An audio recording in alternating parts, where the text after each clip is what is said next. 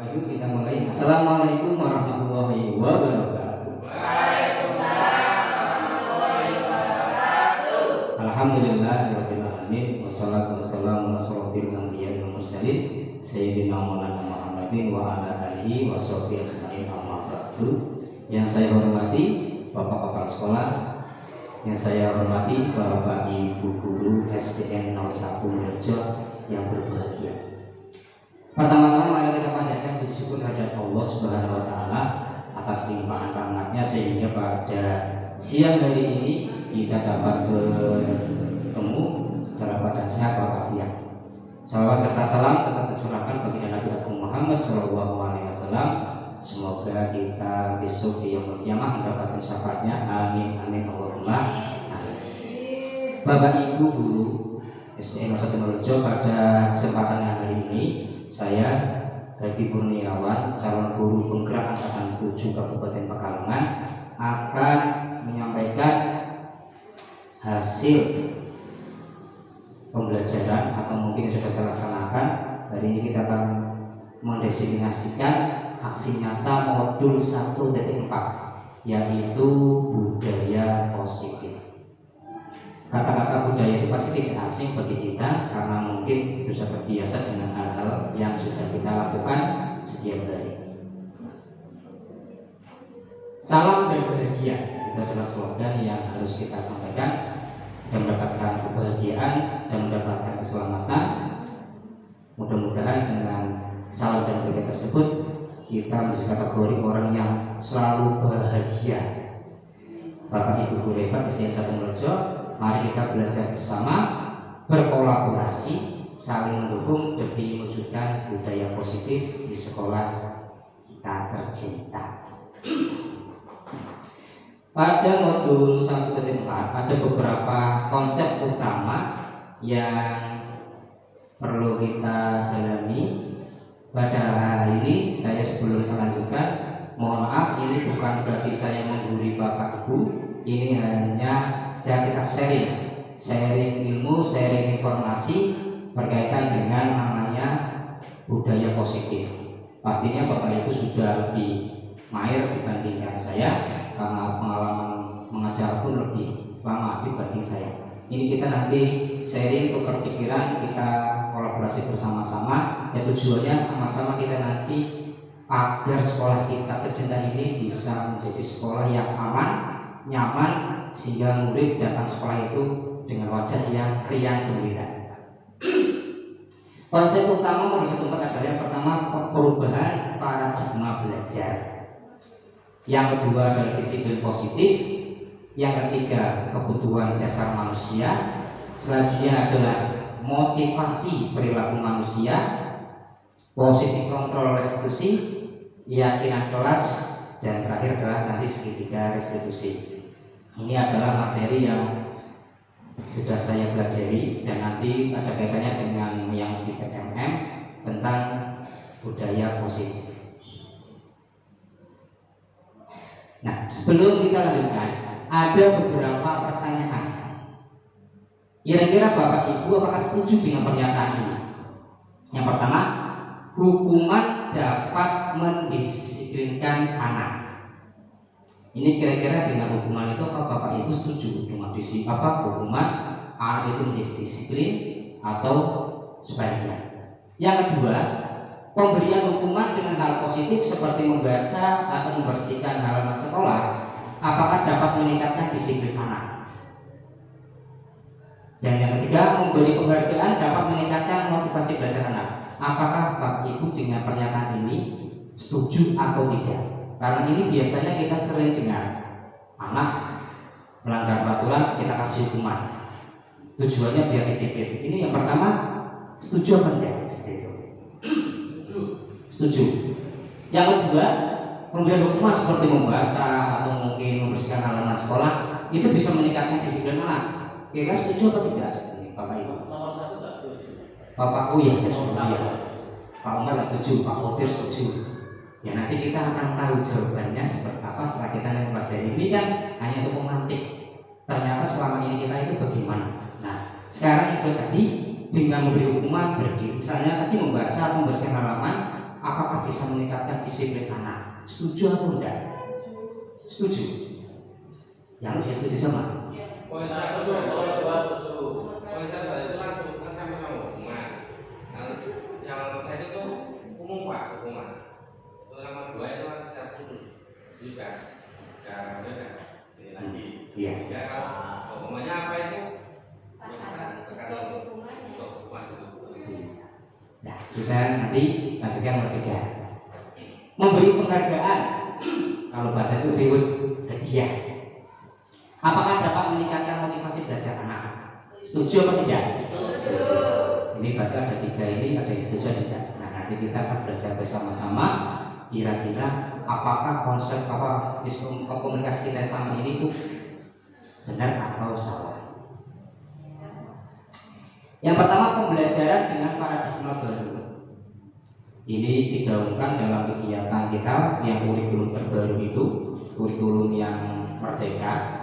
Bahwasanya pembelajaran dengan paradigma baru itu dirancang berdasarkan prinsip pembelajaran yang terdiferensiasi, sehingga setiap anak itu dalam hal belajar bisa terkait atau sesuai dengan kebutuhan dari tahap perkembangannya, sehingga harapannya nanti bisa terwujud yaitu profil pelajar Pancasila.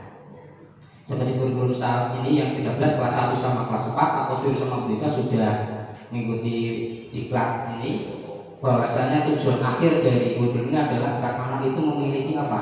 Profil pelajar Pancasila. Nah, apa saja profil pelajar Pancasila? Yaitu pertama itu beriman, bertakwa kepada Tuhan Yang Maha Esa, serta berakhlak mulia.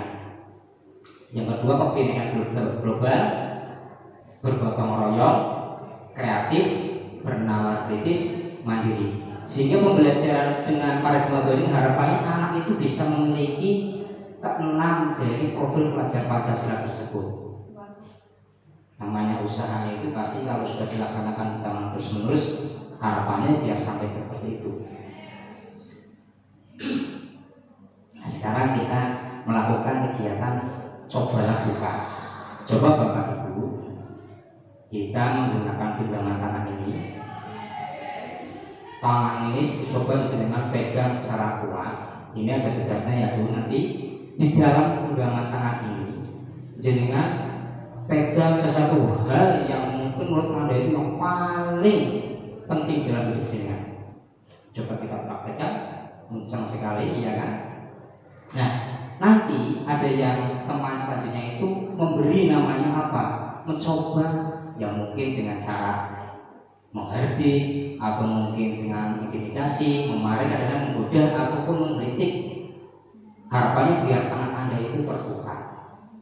Nah, sekarang saya mau tanya, ini ibaratnya kalau tangan jenengan sudah pegang hal yang penting dalam jenengan, misalnya pak keluarga atau mungkin anak atau apa, kira-kira kalau misalnya ada orang lain, misalnya orang lain ya, mengusik atau mengiming-imingi atau memberi semacam hadiah atau uang, tangannya agar kita terbuka, kira-kira jenengan itu mau kan ya?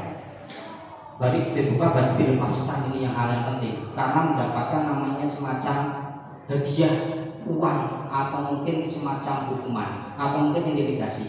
Kira-kira yang dipegang kenceng tadi itu yang menurut jenengan itu penting, itu mau dilepaskan atau tidak? Tidak. Yang kedua, alasan ketiga tidak. Alasannya kenapa? Karena ini adalah hal yang penting, ya Pak ya. Gak akan saya pegang, gak akan saya lepas, gak akan saya lepaskan di dalam ini. Nah, sekarang pertanyaan selanjutnya adalah, ini yang bisa membuka tangan jenengan itu orang lain apa Anda diri sendiri? Diri sendiri. Berarti orang lain nggak bisa menyuruh, walaupun dibimbingi Pak Umar minta kasih uang 1 miliar, lepaskan tangan jenengan saya. Kira-kira? Pastinya hal yang penting tidak akan jenengan lepaskan walaupun diiming-imingi hal yang sangat menggiurkan. Nah, ini berkaitan dengan namanya teori kontrol. Menurut Dr. William Glasser dalam kontrol teori yang kemudian dikembangkan dalam trace teori, itu merumuskan beberapa miskonsepsi tentang makna kontrol. Kadang-kadang kita itu salah dalam mengontrol beberapa hal. Seperti satu, ilusi, seperti guru itu mengontrol murid. Kowe murid butuh alat karunia. Kadang-kadang punya pikiran seperti itu. Hampir semua orang atau semua guru itu punya pikiran, kamu yang bisa mengontrol saya, harus ikut apapun yang saya perintahkan.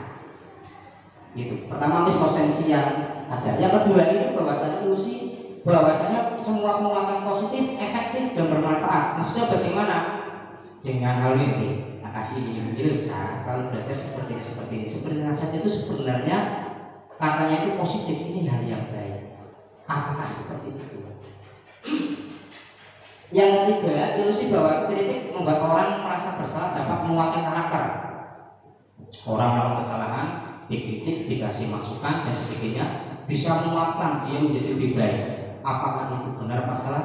Menurut Dr. William itu kurang tepat. Dan yang terakhir, ilusi bahwa orang dewasa memiliki hak untuk memaksa. Ini yang terjadi pada kita anak kadang-kadang sinau sebenarnya kayak gitu, pintar apa tidak, belajar kaji, dia menjadi anak seperti itu. Nah ini ada beberapa miskonsepsi yang sebenarnya kurang tepat. Kok bisa demikian? Karena apa tadi seperti kita menggenggam tangan, yang bisa mengendalikan diri kita itu kita sendiri.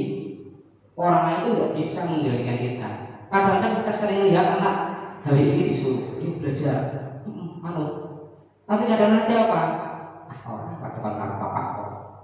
Karena tadi itu yang pengennya sendiri, tidak ada yang bisa mengontrol orang lain. Walaupun itu orang yang untuk dihormati tetap pengennya apa? Bebas. Ya tidak apa-apa.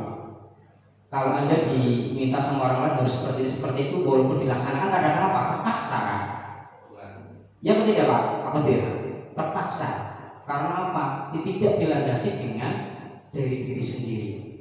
Nah ini nanti kita akan bahas tentang namanya teori kontrol. Bahwasanya yang bisa mengontrol diri kita adalah yang kita sendiri. Orang lain itu tidak bisa, walaupun dia itu setinggi-tingginya orang sebenarnya, tetap namanya orang itu pengennya apa? Pengen dia melaksanakan apa yang dia inginkan. Ini setuju atau tidak saya ngomong seperti ini? Iya kan? Tanpa dipungkiri tetap pengennya apa? Kita melaksanakan sendiri tanpa adanya orang lain yang meminta. Boleh ya.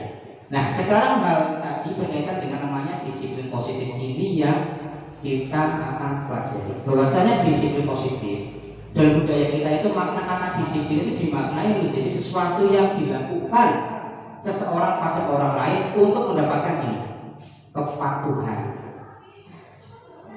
Kita cenderung menghubungkan kata disiplin dengan ketidaknyamanan. Orang melakoni bodoh. Seperti sekarang. Dan cenderung tadi biar dia itu patuh. Padahal tidak seperti itu. Sebagai pendidik sebenarnya itu apa? Kita mewujudkan murid yang mempunyai disiplin diri, sehingga mereka itu bisa berperilaku dengan mengacu pada nilai-nilai kebajikan universal dan memiliki motivasi intrinsik bukan ekstrinsik. Ini maksudnya adalah orang itu melakukan segala sesuatu itu tanpa adanya paksaan, intrinsik di dalam diri sendiri. Oh lihat, tempatnya kotor, saya langsung ambil sapu disapu. Itu yang diharapkan seperti itu. Tapi yang sering terjadi kan nggak seperti itu. Hampir rata-rata orang, saya pun kadang-kadang kalau melaksanakan sesuatu kadang-kadang apa? Karena ada faktor dari luar eksplisit ini. Nah nanti ada beberapa apa saja motivasi yang mempengaruhi motivasi kenapa orang melakukan segala sesuatu yang tidak ada. Intinya kita harus berpikir sekarang bahwasanya kita sebagai seorang pendidik harus mewujudkan murid kita itu mempunyai disiplin diri. Berarti dia benar-benar melakukan benar-benar dari dalam diri mereka, bukan karena ada paksaan ataupun karena ada hukuman. Nah, sekarang disiplin positif itu apa sih?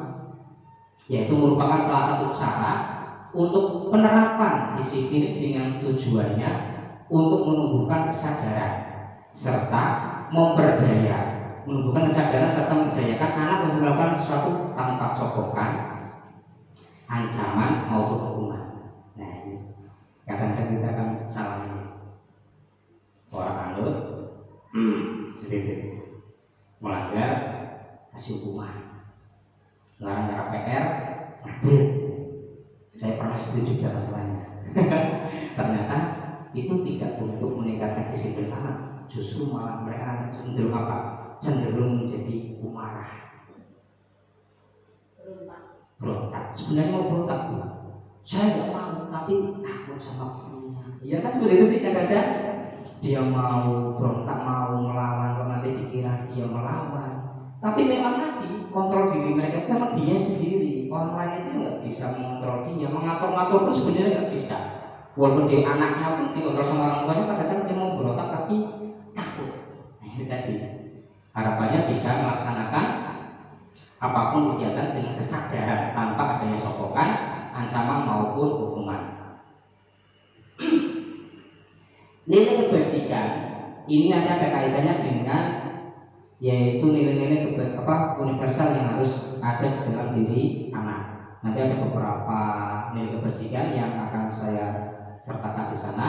Perlu diketahui bahwasanya disiplin sebagai bentuk kontrol diri, yaitu belajar untuk kontrol diri agar dapat mencapai suatu tujuan mulia.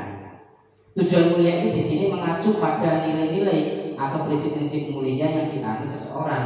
Nilai tersebut dinamakan sebagai nilai kebajikan. Setiap orang itu pasti memiliki nilai-nilai dalam diri mereka. Sejahat-jahatnya orang pasti mempunyai nilai kebajikan. Seorang pencuri pun mencuri kadang-kadang tujuannya untuk apa? Untuk anaknya. Karena apa? Memiliki sifat kasih sayang kepada anaknya agar dia bisa makan. Sama juga hal yang lain. Nah sekarang apa saja nilai kebajikan? Itu ada beberapa konsep tentang nilai kebajikan. Yang pertama yang kita sering lihat, ini nggak bisa masuk, yaitu nilai kebajikan tentang profil Pancasila. Yang kedua nanti ada primary program, ada beberapa hal dan beberapa pilar lain nanti akan saya kirimkan dalam bentuk file saja biar Bapak Ibu bisa membaca sendiri. Ya.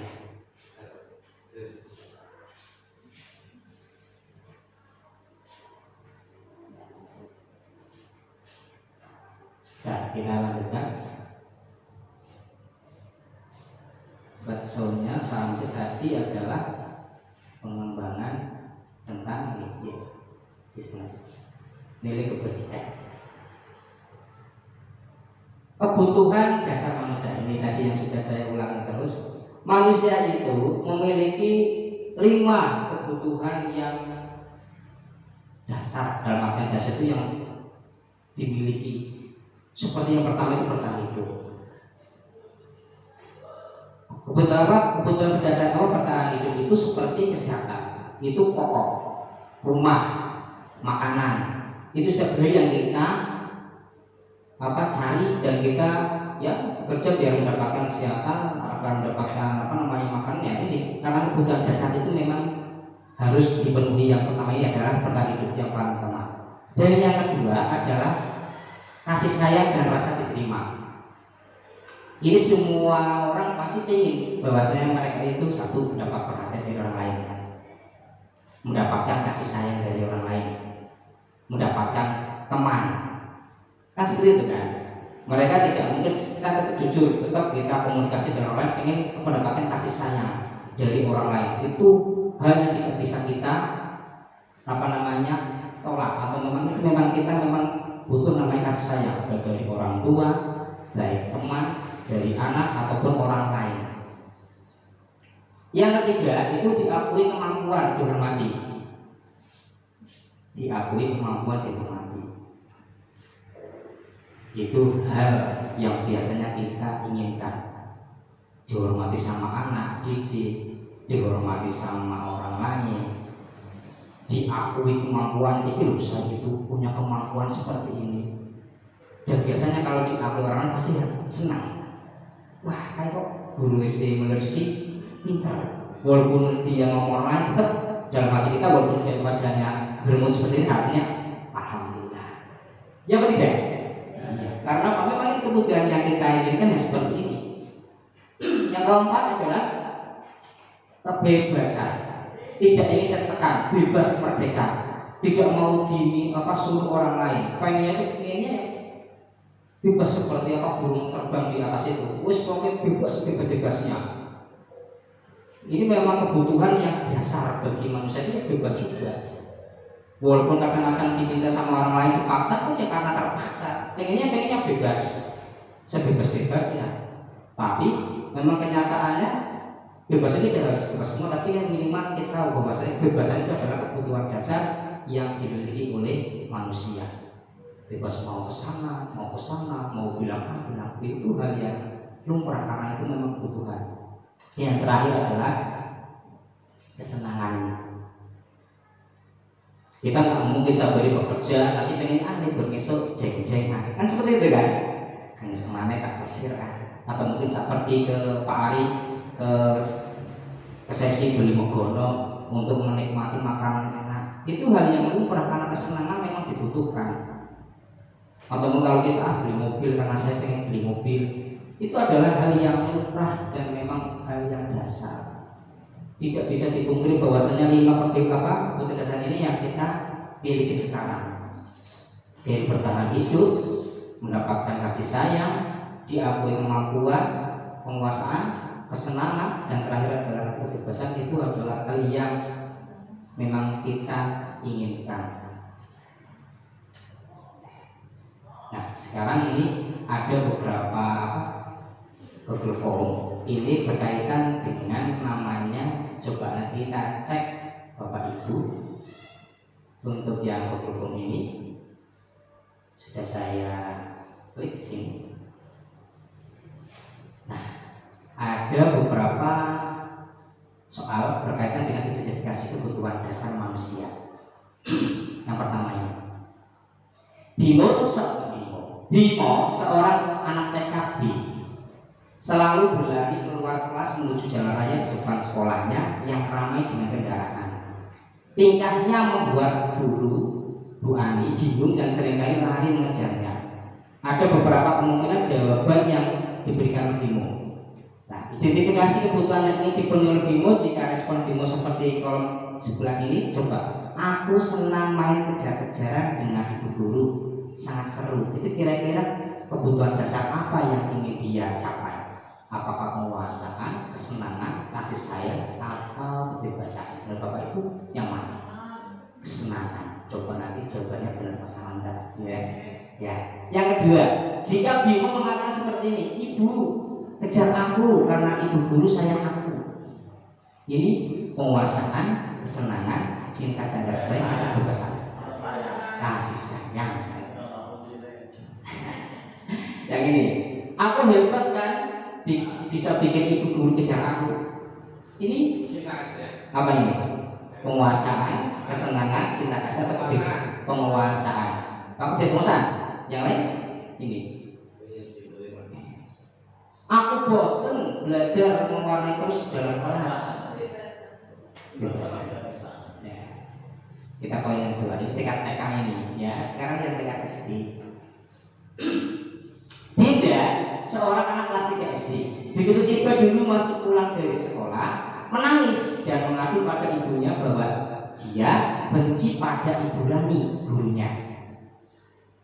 Menurut Anda, kebutuhan apa yang berusaha dipenuhi oleh Dinda jika jawabannya seperti ini? Ibu guru bilang, aku tidak boleh bersenandung sewaktu mengerjakan tugas. Katanya kelas harus tenang, tidak ada suara. Kan nggak seru jadinya. Apakah ini penguasaan, kesenangan, cinta, kasih sayang, atau kebebasan? Ini jawabannya belum fokus ini. Ada yang kebebasan, ada yang bingung. Umar ini kira apa? Kebebasan. Apakah penguasaan, kesenangan, cinta, kasih sayang, atau kebebasan? Kan nggak seru jadinya. Kan nggak seru jadinya. Apa Pak Adi? Penguasaan? Pak Kodir? Kalau Pak Umar? Kesenangan. Yang lain? Bu Dawi kebebasan. Bu Ika? ini? Kebebasan. Kayak kebebasan juga. Nah, berarti kita ambil yang paling banyak ya. Pak Umar yang tidak sendiri kan? Belum. Nanti kan kita nggak tahu. Kita lihat jawaban terakhir ya. Nah, kebebasan ini. Coba ambil kebebasan. Ibu guru tidak menyapaku hari ini, padahal aku pakai jubah rambut baru. Ini kira-kira apa ya? Apa? Cinta kasih sayang, penguasaan, kesenangan, kebebasan.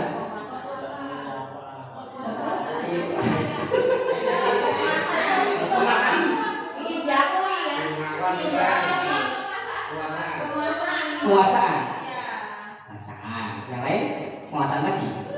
Bu Yuni? Cinta dan kasih sayang.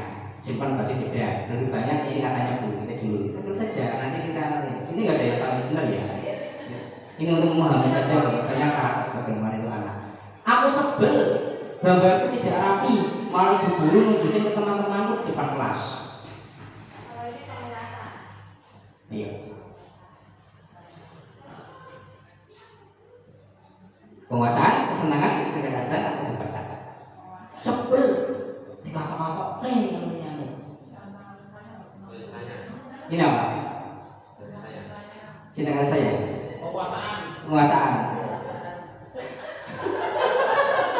Ini sebenarnya hal yang unik sebenarnya, hal yang biasa kita lakukan tapi kadang membingungkan juga. Banyak kan maknanya. Bu Yuni apa? Penguasaan. Pak Umar? Pak Otif? Cinta kasih saya. Kita ambil tadi yang berbeda itu ya, penguasaan. Aku bosan masa belajarnya cuma gitu-gitu saja, dengerin guru-guru saja. Kebebasan ini bahasa itu ya. Nah, sekarang soal yang terakhir. Tahun ini Dimas genap usia 17 tahun. Ia senang sekali ketika ayahnya mulai mengajarkan cara menyetir mobil. Setiap akhir pekan ia berlatih menyetir. Ia terlihat senang sekali berlatih sampai akhirnya ia bisa menyetir mobil dengan baik dan lancar. Ketika ibunya bertanya pada Dimas, apa yang membuat dia ingin bisa menyetir mobil? Ketika jawaban Dimas adalah seperti ini, kebutuhan apa yang ingin dia penuhi? Menyetir mobil itu seru. Senang.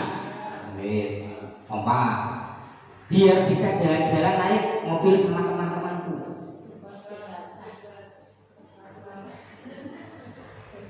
Ayo. Apa?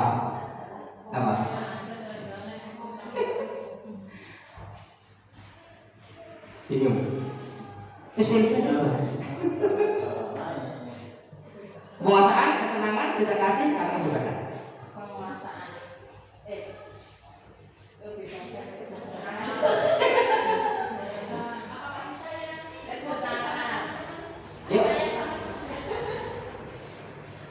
Ya, saya ambil jawaban kita. Coba saya. Ini juga. Aku merasa bangga dan keren. Aku senang bisa pergi ke tempat yang aku suka.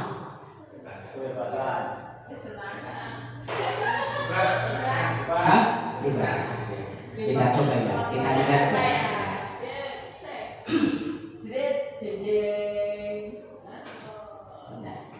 Tadi benar tuh. Ini sudah benar. Aku hebat kan? Ya, harus pintar lagi. Coba gampang. Nah, ini.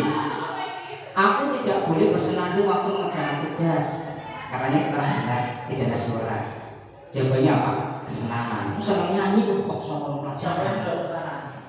Bose mau. Ini jawabannya kesenangan karena apa? Dia kan pengen nyanyi. Kok dilarang? Dia senang nyanyi loh. Nggak pengen mendengarkan. Nah itu kesenangan. Ya, nanti ini bukan yang kebebasan ya, yang Bapak untuk kebetulan. Ibu guru tidak menyapaku hari ini. Dia kan sebenarnya butuh perhatian. Bahkan pengen dia apa? Kasih sayang sama gurunya ini. Kau kalau masih juga tanya yo, kayak kasih sayang kan? Yang dipuji sama gurunya juga kan? Perhatian. Ini benar. Nah ini bahwa pasti ada yang salah satu. Oh benar Pak? Iya. Nanti ya. Itu adalah kegiatan yang kita lakukan kadang sulit. Padahal hal yang sepele ya, anak bawa sekitar. Kadang saya lihat anak kelas 1, guru masuk kelas guru itu sebenarnya dia itu butuh perhatian dari kita. Dituruti semua orang. Apalagi kalau misalnya seperti Bu Ferry nyanyi bareng-bareng itu juga kesenangan. Makanya saya lihat kalau di sini itu hebat-hebat gurunya. Kadang pintar seperti ini sebetulnya itu sudah memenuhi kebutuhan dasar dari murid yang ada di sekolah ini. Makanya kalau yang baik diteruskan Pak Umar ya. Nah sekarang kita lanjutkan. Nah sekarang kita materi ini yaitu motivasi perilaku manusia, hukuman dan penghargaan. Ini yang akan saya ulang karena materi ini sangat menurut saya penting. Ya penting semua. Motivasi perilaku manusia, dasar manusia melakukan sesuatu itu ada motivasinya. Nah sekarang kita lihat dari pertama. Motivasi perilaku manusia itu muncul karena apa? Adanya dorongan manusia dalam menggapai kebutuhan dasarnya. Tadi ya kebutuhan dasar 5 tadi itu, maka ada namanya motivasi. Nah biasanya motivasi perilaku manusia itu didasari 3 hal. Yang pertama itu 1 untuk menghindari ketidaknyamanan hukuman. Ben orang dihukum kalau berburu, ben orang dihukum sama bapak ibu di rumah, biasanya dia akan melakukan sesuatu. Yang apa ya? Ben si hukum. Besok agar kamu biar tidak dihukum sama bu guru, saya apa pak guru, saya harus mengerjakan PR. Nah, melakukan. Nah, itu kan kita bahas yang motivasi, mengapa mereka melakukan. Kan 1, takut dihukum, atau mungkin mendapat namanya tidak nyaman lagi. Yang kedua, melakukan sesuatu karena apa? Bentuk imbalan, biar mendapat penghargaan, biar dapat hadiah.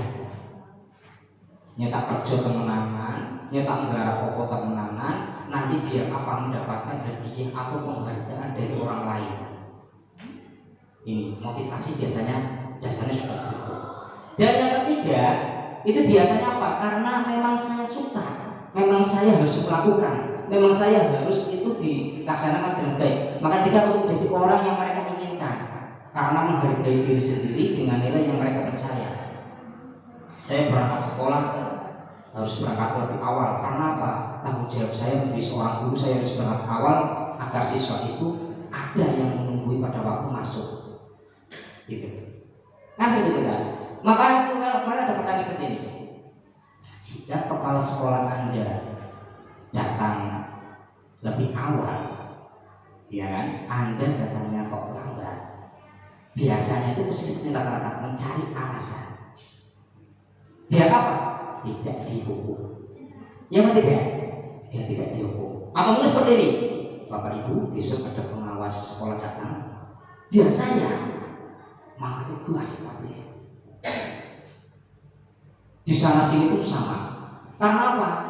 Kalau saya berangkat siang, saya malu nanti pengawas lebih datang lebih awal, resikonya saya nanti kena sanksi. Ya apa tidak Pak Bu? Ya. Memang kita memang belum sempurna, tapi kita akan berusaha menjadi yang lebih baik, minimal lebih baik. Sehingga ini motivasi yang perlu kita lakukan. Kalau bisa kita menjadi yang ini terakhir. Yang ini. Walaupun pengawas, para pengawas, ya contoh saya paling gampang makan kasih. Seperti itu maksudnya. Atau mungkin misalnya tidak ada hadiah atau tidak hukuman, ya kita akan berusaha menjadi yang lebih baik. Ya karena kita nggak ada yang tahu, karena orang kan kebutuhan di rumah masing-masing tadi kan. Karena saya berangkatnya lebih awal Pak, beri apa siang karena di rumah ada kebutuhan. Karena apa? Orang ada kebutuhan masing-masing. Makanya kita berusaha agar menjadi lebih baik. Kita akan tadi motivasi ada 3. Makanya kalau bisa kita menjadi yang ini. Gampang ngomong tapi pelaksanaannya memang sulit. Teori gampang, tapi pelaksanaannya sulit. Nah kita berusaha biar walaupun sulit seperti itu kita laksanakan agar menjadi yang lebih baik. Ini adalah motivasi atau dasar orang melakukan seperti ini. Ada 3 ini untuk menghindari hukuman, agar mendapatkan imbalan, agar menjadi orang yang mereka inginkan. Sehingga nanti kita tahu bahwasanya orang itu bekerja dengan benar-benar dalam diri mereka atau kamu ada suatu embel-embel tertentu. Kita lanjutkan waktu ya. Kita lanjutkan lagi. Nah sekarang ini Ternyata identitas hukuman itu termasuk kategori gagal. Kenapa gagal? Karena biasanya dengan adanya hukuman itu biasanya orang yang dihukum itu merasa tersakiti. Anak menjadi tidak nyaman dalam jangka waktu yang panjang. Ini saya pernah lakukan sendiri, Pak. Saya masih ingat betul, Bapak Ibu pasti pernah pada waktu SD, SMP atau SMA pernah melakukan kesalahan atau hukuman. Bila itu ketemu guru sing jualan ekor, dihukum, biasanya dihukum mati kepala, diketok pakai pembungkus, sampai sekarang masih ingat mestinya. Karena kita pasti pernah melakukan pernah merasakan hal ini. Jika Pak tidak nyaman untuk jangka waktu panjang, saya masih ingat, saya masih waktu SD, almarhum ada guru saya juga seperti itu. Wah, minta ampun, saya tahu kenapa waktu itu salah dengan teman saya tarik-tarikan buku sobek, kepala saya dibenturkan. Masih ingat sampai sekarang. Padahal itu saya kelas 4 SD. Yang menjadi tidak nyaman untuk jangka waktu yang panjang. Biasanya anak juga akan tersakiti. Berdiri setengah jam, kalau sekarang enggak, guru sekarang enggak ada yang pakai hukuman. Karena apa? Tahu bahwasanya hukuman itu tidak efektif. Justru maunya bagaimana biar mereka itu tanggung jawab dengan yang mereka lakukan. Perlu saya jabarkan karena kadang-kadang ada juga yang melakukan hukuman ini. Maka nanti bisa menjawab soal yang pertama tadi, apakah hukuman dapat mendisiplinkan murid? Nah ini kaitannya dengan ini. Ternyata hukuman itu menjadi apa? Anak menjadi tersakiti. Sistem tidak akan berjalan dan murid tidak takut. Pikiran kan, pokoknya nak bocah dia bakal takut, nek orang wedi orang bakal takut. Ini hukuman.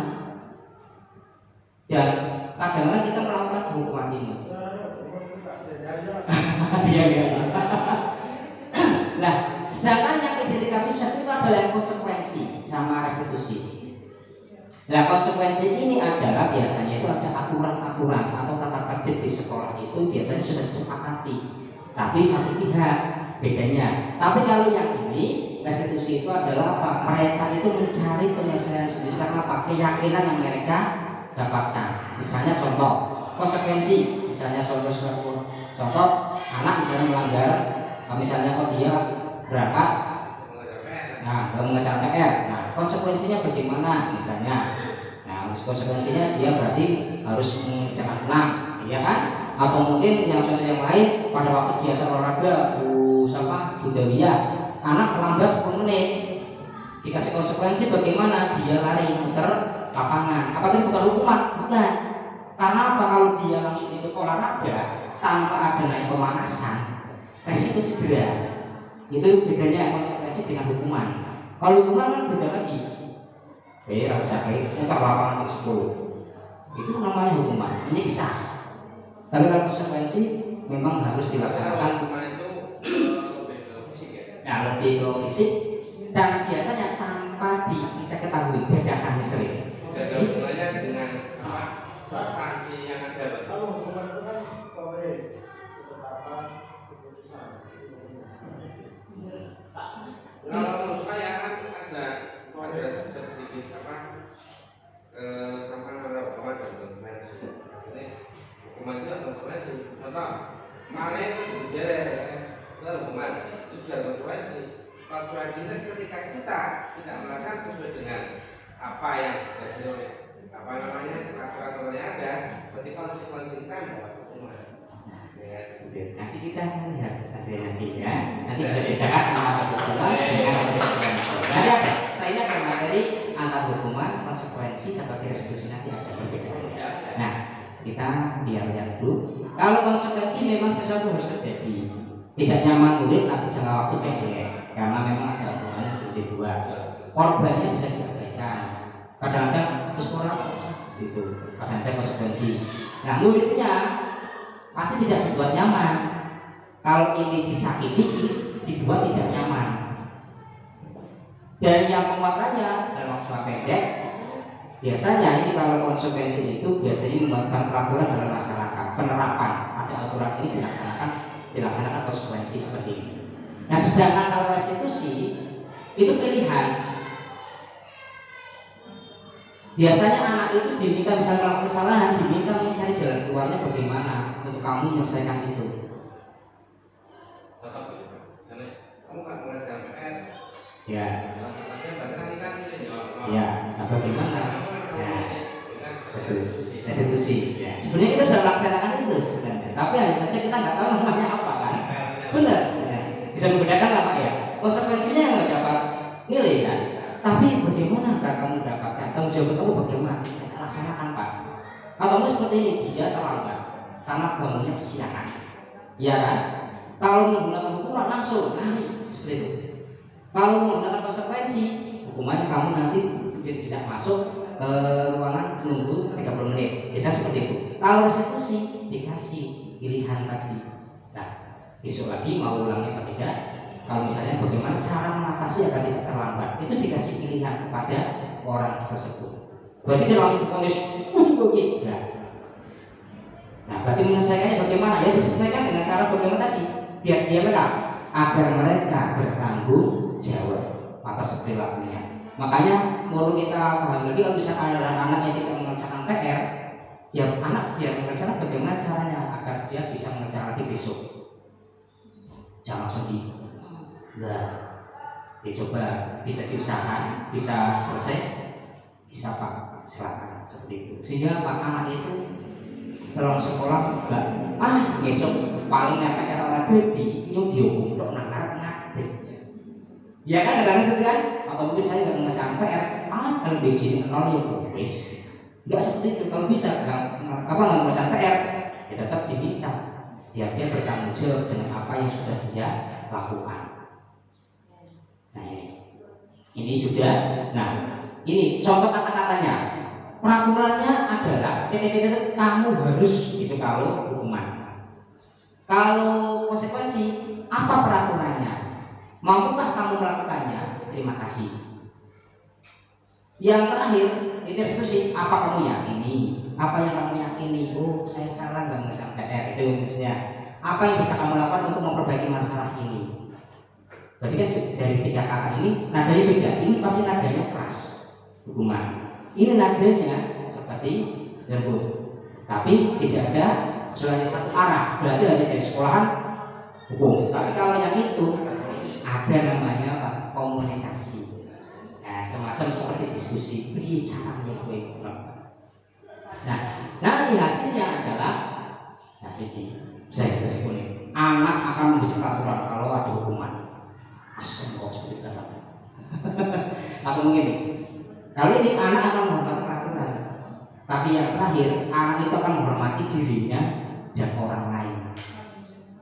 Gitu. Maka lihatnya berat negatif, netral, yang paling bagus adalah yang positif. Ini adalah tentang namanya restitusi. Nah nanti ini ada hubungan dengan identitas legal. Ini sudah. Nanti resikonya adalah akan menyembunyikan kesalahan, akan mengontrol perbuatan negatif, marah, ya kan, merendah diri, mengasingkan diri, biasanya kadang-kadang bisa melukai, dan terakhir adalah dia menyalahkan, menyindir, merendahkan. Tapi kalau konsekuensi, anak akan belajar tentang peraturan, akan mencoba mengontrol dengan pendekatan positif, kehilangan hak, tetapi ingat nanti ini lebih baik dibanding yang ini. Kalau bisa lagi pakai yang ini, anak akan menyelesaikan masalah yang dia lakukan. Dia akan benar-benar dari kontrol sendiri, dan itu karena apa itu dibuat kita sendiri. Nah sekarang coba Bapak. Nah ini ada perbedaan hukuman atau konsekuensi. Yang pertama, mencatat 100 kali di dalam buku kalimat saya tidak akan terlambat lagi karena terlambat ke sekolah. Hukuman atau konsekuensi? Hukuman atau konsekuensi? Hukuman. Oh iya hukuman.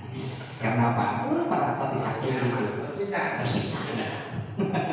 Yang kedua, lari mengelilingi lapangan basket 2 kali karena terlambat hadir di sekolah. Hukuman apa konsekuensi? Hukuman.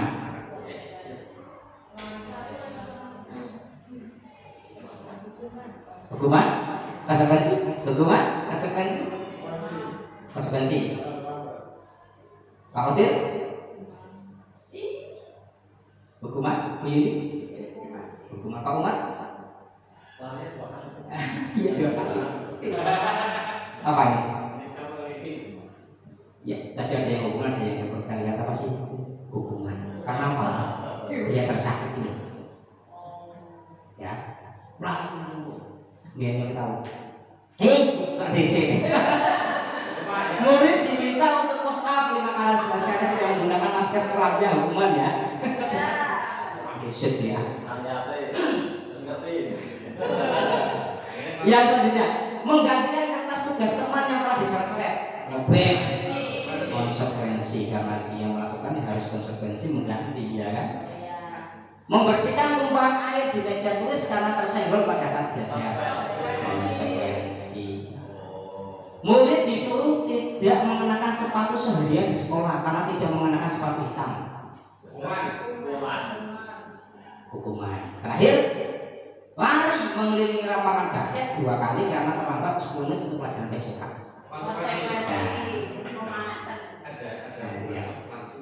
Berarti antara ini sama ini kan beda. Ya, Kan sama lari. sama-sama lari. Kalau ini kalau langsung ikut pelajaran olahraga tanpa ada pemanasan, cedera.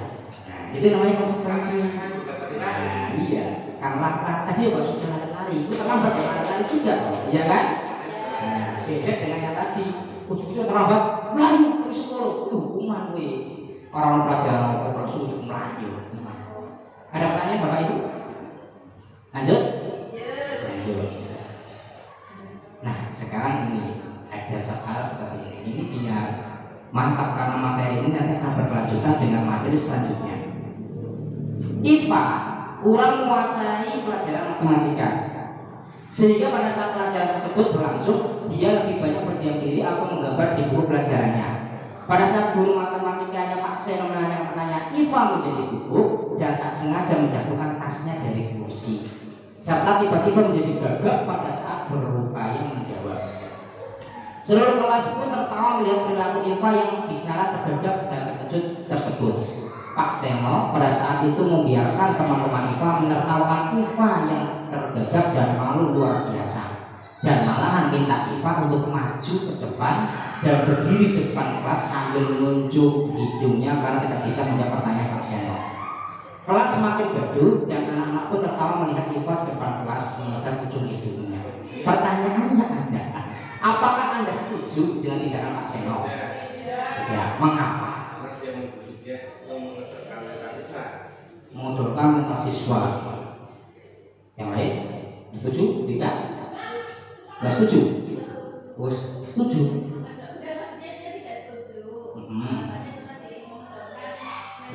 Mental siswa. Nah, saya ini ya. Yang kedua, menurut Anda tindakan Pak Seno terhadap IPA adalah sebuah hukuman atau konsekuensi? Hukuman atau konsekuensi? Hukuman. Mengapa? Ya, dari Pak Seno. Ya, jawabannya bagus memang betul. Hukuman itu satu pihak benar. Kalau tadi itu yang kasusnya dua pihak. Iya. Karena apa? Dia nggak mengerjakan langsung dihukum. Iya kan? Satu pihak dari dan tanpa disadari kan tanpa ada orang tertentu langsung dihukum. Nah, nanti tadi sudah ini adalah hal yang sering kita jumpai. Kadang-kadang yang lain tertawa kita senang, orang yang apa? Iya, itu imbasnya hanya bahaya seperti itu. Kalau nggak seperti ini kita laksanakan, akan misalnya jujur dihukum, bukan mendisiplinkan anak, malahan membuat mereka itu menjadi apa? Jauh dari peraturan. Maka tadi itu kan ada pertanyaan pertama, apakah hukuman dapat mendisiplinkan anak? Nah, sekarang dengan materi berarti kan jawabannya pasti apa? Bisa, karena apa? Mereka punya kontrol diri, nggak bisa dikontrol orang lain. Sejelek-jeleknya anak nggak bisa mengerjakan tugas ataupun apa, jangan pernah dikasih hukuman. Sebisa mungkin jangan dikasih hukuman, karena membuat hukuman membuat mereka itu justru ya tadi seperti Pak Udin bilang, ya trauma anak itu, malah esok malah seorang makan, bubar bocah makan. Nah, sampai sini bisa dipahami Bapak Ibu? Nah, kita lanjutkan. Nah, ini. Pertanyaan tiga tadi ada, apakah penghargaan dapat meningkatkan motivasi anak? Nah, ternyata menurut Al-Fiqhon, saat kita berulang kali menjanjikan hadiah kepada anak-anak agar berperilaku bertanggung jawab, atau kepada seorang murid agar mempelajari sesuatu yang baru, atau kepada seorang karyawan agar melakukan pekerjaan yang berkualitas, kita sedang berasumsi mereka tidak dapat melakukannya atau mereka tidak akan memilih untuk melakukannya. Maksudnya bagaimana? Ada beberapa hal tindakan itu sebenarnya itu ada baik, ada buruknya. Kenapa ada buruknya? Kita akan lihat. Menurut Al-Fiqhon, bahwasanya dengan adanya penghargaan itu satu, ada pengaruhnya yaitu jangka pendek dan jangka panjang. Maksudnya bagaimana? Seperti ini Pak. Pengaruh jangka pendeknya seperti ini, memang iya pada waktu dikasih penghargaan dia semangat sekali. Tetapi jangka panjangnya apa? Dia pasti akan minta penghargaan terus, minta penghargaan terus, minta hadiah terus. Kalau tidak melakukan seperti itu, dia nggak akan melakukan lagi. Itu loh dampaknya. Memang bagus kasih berikut, tapi jangka pendeknya iya, dia senang, dia bahagia, dia melaksanakan. Tapi jangka panjangnya pasti akan minta terus. Pak, kalau nggak dikasih, nggak akan melakukan. Yang tidak seperti itu. Yang kedua, tidak efektif. Kenapa tidak efektif? Ya memang tidak efektif. Karena menurut saya penghargaan itu yang nanti membuat apa? Orang lain, teman yang lain itu bisa apa? Mengibatkan seperti itu. Nek orang ini, orang lakok nek ini, lakok ini. Tidak efektif itu. Dan yang ketiga, mengurangi, merusak hubungan. Nah, ini yang sering kita tanpa kita apa? Kita karena apa? Kita memberi hadiah beras A. Kita memberi hadiah pada yang juara tadi. Kita nggak memikirkan bocah sih orang yang juara. Perasaan orang pasti apa? Ya mesti si juara kalian terus kenapa itu? Nah nanti apa? Dia akan timbul rasa apa? Hubungannya menjadi apa? Kalau jalan. Karena apa? Pasti dia nggak dapat dia. Yang dapat ini, dapat ini. Apalagi kalau dipuji seperti ini, anaknya pintar sekali. Ya kan? Ya nggak dipuji pasti dia akan merasa seperti ini. Kita pun sama kadang-kadang dibanding-bandingkan dengan orang lain. Wah ini bagus sekali. Dia kemarin dapat peringkat 1, dapat hadiah. Anak kita nggak dapat peringkat, tapi masih ada seperti itu kan? Nah ini biasanya adanya penghargaan bisa merusak hubungan. Memang iya. Mengurangi ketepatan lah ini kadang-kadang yang sering kita lupa. Anak-anak coba gambar bangunan ini, nanti yang gambar selesai yang sesuai akan dapat hadiah. Ternyata apa? Rata-rata gambar itu kan tidak mungkin sama dengan yang di itu. Dia dapat selesai hampir sama dikasih hadiah. Padahal apa? Tidak tepat itu belum pas gambarnya. Kadang-kadang tidak sesuai dengan gambarnya. Kalau sih dibutuhkan ini masih kurang. Sehingga ini bisa mengurangi ketepatan. Dan yang ini selanjutnya menurunkan kualitas, kreativitas. Dan ini penghargaan itu menghukum.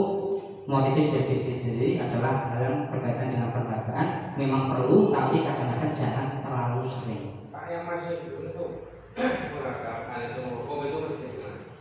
Penghargaan itu menghukum. Nah ini, kalau penghargaan yang menghukum itu kayaknya sistem Pak. Contoh kelas anak-anak besok sekolah perkalian sampai 10 misalnya, yang nanti bisa kasih hadiah, ya kan? Yang enggak. Nah, pertanyaannya secara beberapa. Pada waktu dia itu kok belum bisa, dia merasa apa? Begini gara-gara penghargaan itu saya belum bisa, saya harus bagaimana lagi. Nanti materinya ini ada kaitannya nanti dengan yang penghargaan hukum itu sudah saya katakan di sini sebenarnya sudah ada materinya, tapi biar nanti waktunya biar pas itu ya. Intinya penghargaan itu bisa juga menghukum. Anaknya terbebani, ya kan? Dia kan berbani harus apa? Untuk pisau ini. Nah orang sini sok aku di sini, kok ya merasakan berbani. Nah, itu yang pentingnya ya. Termotivasi itu juga apa-apa. Bagi anak yang mampu termotivasi. Tapi kalau bagi anak yang belum mampu, itu asing stres. Itu ada dua Ya sudah benar Pak. Ini kan kita menyebutnya adalah kadang-kadang penghargaan itu memang memberi motivasi, kadang-kadang juga penghargaan membuat anak itu menjadi terbebani juga bisa. Seperti ya. Nah, itu berarti motivasi biar lebih semangat Pak ya. Oke, berarti situ Pak Arif memang iya. Kalau nggak dibimbing kadang sekarang itu nggak jalan sih. Nah, makanya kita harus dirubah dari sikap yang tadi mendapatkan penghargaan, perencanaan bisa dalam diri sendiri tadi yang kita namakan dengan restitusi tadi. Ini Pak Kodir ya. Berarti yang belum mampu pasti akan terbebani. Iya betul ya Pak. Lanjut. Nah, sekarang kita lanjutkan ke restitusi. Ini yang pokok pentingnya. Restitusi, aku ngomong restitusi itu apa? Nah, restitusi adalah sebuah cara menanamkan disiplin positif pada murid. Bagi anak itu harapannya apa? Bisa memperbaiki kesalahan mereka sehingga mereka bisa kembali pada kelompok mereka dengan karakter yang lebih kuat. Restitusi seperti itu. Bagi disiplin positifnya datang dari diri sendiri. Ciri-cirinya yaitu satu, bukan untuk menebus kesalahan, namun untuk belajar dari kesalahan. Yang kedua, memperbaiki hubungan. Ini maksudnya bagaimana? Kadang-kadang kalau anak melakukan kesalahan, dia akan down, akan minder. Makanya dengan restitusi ini apa? Diberi penguatan sama gurunya atau yang memberi tadi itu, biar apa mereka itu kembali lagi ke kelompok mereka dengan karakter lebih kuat. Yang tiga, tawaran. Maunya apa? Sekarang mau dikerjakan apa enggak? Bagaimana solusinya? Itu tawaran, bukan paksaan orang. Kudu enggak. Itu namanya ciri-ciri seperti itu. Menuntun untuk melihat ke dalam diri, berarti dalam diri sendiri untuk melakukan hal yang mereka yakini paling benar seperti itu. Dan yang kelima, mencari kebutuhan dasar. Nah, ini mencari kebutuhan dasar. Bahwasanya tadi 5 kebutuhan dasar. Setiap apapun yang dilakukan oleh manusia pasti ada dasarnya. Ada kebutuhan yang ingin mereka capai. Restitusi adalah cara paling baik. Fokus karakter bukan tindakan. Menguatkan. Nah, fokus pada solusinya bagaimana harus diterapkan, dan terakhir mengembalikan murid yang berbuat salah pada kelompoknya. Ini yang paling penting dari bahasa ini sebenarnya. Agar mereka walaupun dia melakukan kesalahan, dia tidak minder ataupun sampai mereka itu enggak mau berangkat sekolahnya bahaya. Ini makanya diadakan namanya restitusi. Nah, sekarang bagaimana perbedaan penanganan? Contoh kasusnya seperti ini. Siswa tidak mengerjakan tugas. Kalau hukuman, siswa diberi hukuman narik-narik lapangan 3 kali. Biasanya gurunya marah dan siswa menjadi menjadi ketakutan. Weh, nanti sana, ketipu jadi pintar. Tak silik mana? Ya kalau konsekuensi, siswa diberi konsekuensi untuk mengerjakan tugasnya pada saat istirahat. Mau garap ya waktu ini.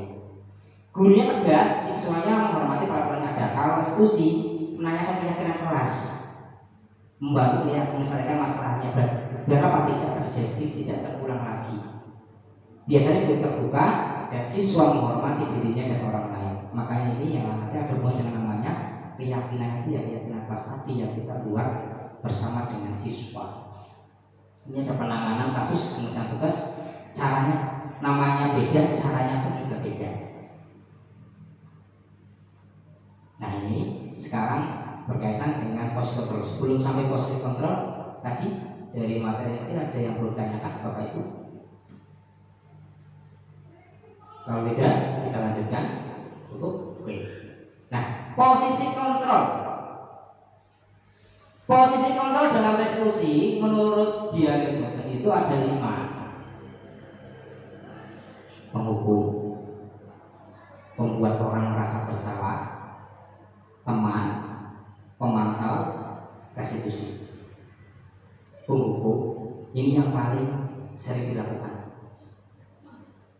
Paling bawah ini sebenarnya gagal dari penghukum. Nanti ada videonya berkaitan dengan ini. Kata lihatnya bisa membedakan penghukum. Kalau ini membuat orang bersalah, biasanya itu dengan nada rendah, tetapi anak itu merasa nanti dibilang bahwa dia merasa rendah diri jadinya, seperti orang berguna.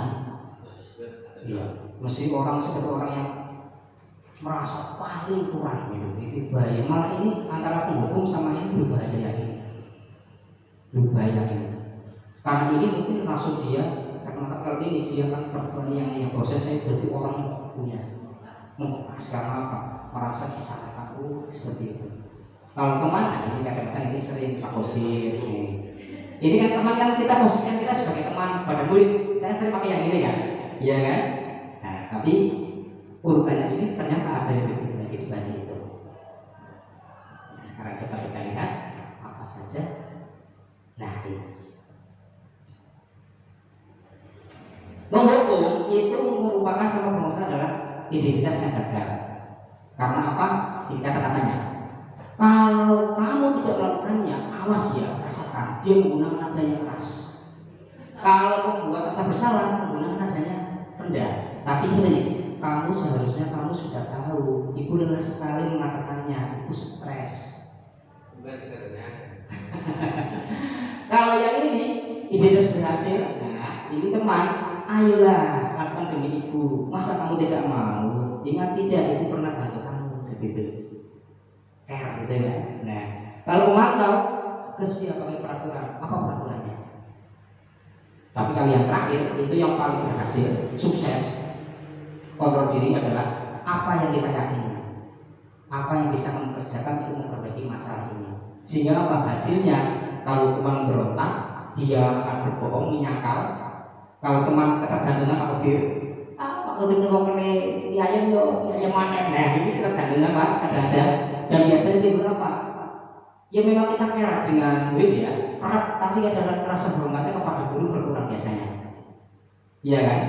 Kalau yang ini menyesuaikan diri dengan diawasi, baik diawasi kemenangan kawan. Dan terakhir anak itu menguatkan diri. Nah sekarang apa muridnya berkata bagaimana ini? Biarkan saja nanti juga marah-marah lagi. Biasa seperti itu.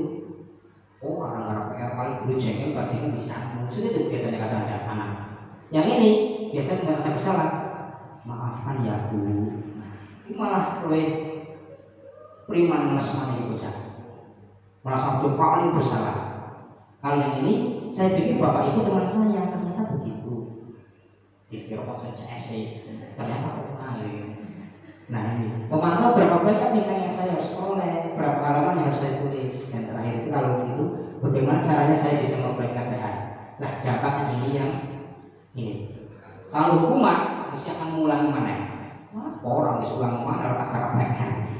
Ini kan seperti itu kan? Buat saya ajib pak, mana yang harap mereka orang berapa itu kan kenapa? Dihukum itu tidak ada jelasnya karena apa? Sebelum mana? Tapi kalau membuat rasa bersalah, apa? Rendah diri ini yang malah bahaya ini, anaknya malah apa? Enggak punya percaya diri malah bahaya. Dan yang ini lemah, tidak mandiri, tergantung. Ini orang dibantu. Nah, ini di seneng apa? Ibasnya apa? Dia tergantung pada guru tersebut. Tekon anut kalau guru tekonnya ini orang bakal ini. Sisa ini. Dan kadang-kadang apa kalau temannya itu resikonya seperti ini. Orang kata nanti berhenti nggak apa-apa seperti itu biasanya. Nggak tergantung. Pas giliran si ngulang dulu ya, wah belum. Nah ini. Nah, kalau pemantau melibatkan pada sanksi, nah dia di dirinya. Dan yang terakhir itu adalah mengevaluasi diri bagaimana cara memperbaiki diri. Nah ini Bapak Ibu ada contoh video pelaksanaan restitusi atau posisi kontrol yang ada di kita. Ini nanti bisa bedakan. Ini saya ambil dari Kemdikbud.id untuk memperdalam materi yang kita pelajari sekarang.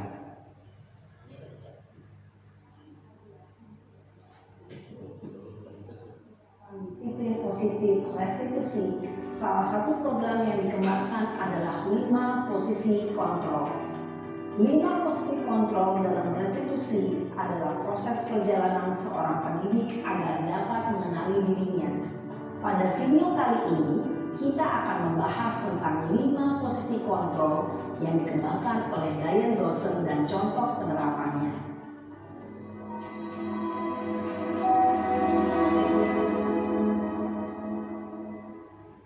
5 posisi kontrol itu adalah 1. Posisi penghukum, 2. Posisi pembuat merasa bersalah, 3. Posisi teman, 4. Posisi pemantau atau monitor, dan 5. Posisi manajer. Untuk lebih memahami kelima posisi tersebut, mari kita saksikan kasus Naren yang terlambat hadir dan menit di sekolah dan melihat bagaimana kelima posisi kontrol dalam menghadapi masalah tersebut. Yang pertama buku.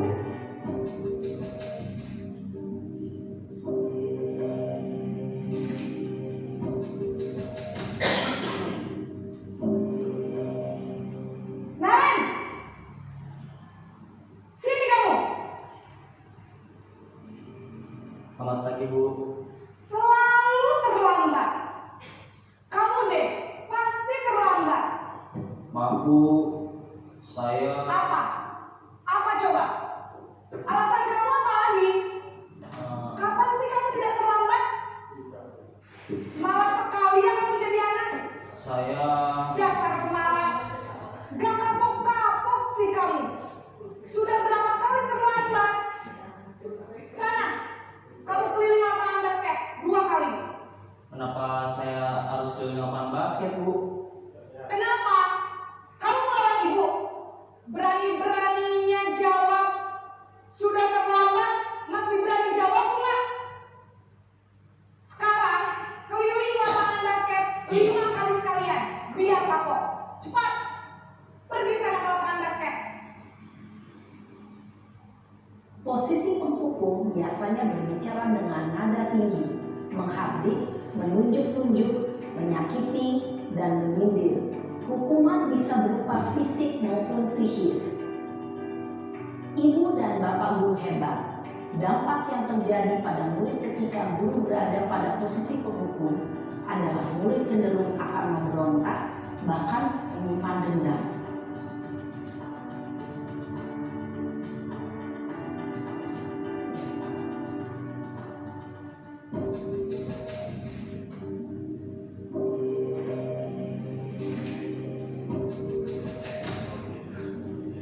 Ini nggak rasa bersalah. Naren,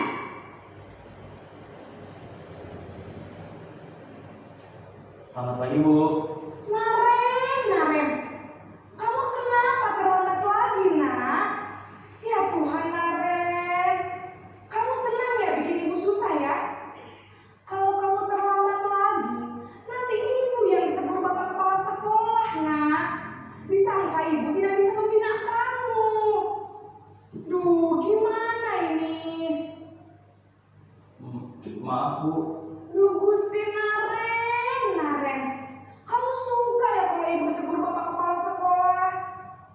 Terus, sekarang ibu harus tulis apa yang di buku absen? Ini kamu sudah sering terlambat loh. Ibu harus apa coba? Maaf Bu. Maaf sekali. Ya sudah, lain kali jangan bikin ibu susah lagi ya nak ya. Ibu tidak akan kuat lagi kalau kamu begini terus. Bisa jantungan kalau ibu ditegur bapak kepala sekolah. Sana cepat kelas. Maaf ya Bu. Maaf sekali. Posisi pembuat rasa bersalah berbicara dengan nada tenang, cenderung lembut. Namun kata-kata yang diutarakan membuat murid merasa menjadi orang yang gagal, memandang buruk dirinya sendiri, merasa tidak berharga, dan tidak sanggup membahagiakan orang lain. Ketika guru mengambil posisi pembuat rasa bersalah, murid akan menganggap dirinya yang bersalah dan ia akan menyimpan emosi negatif tersebut di dalam dirinya.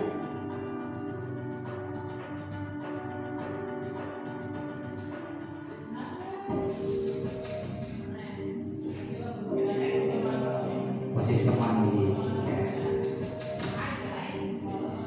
Rasanya habis ya. Naren,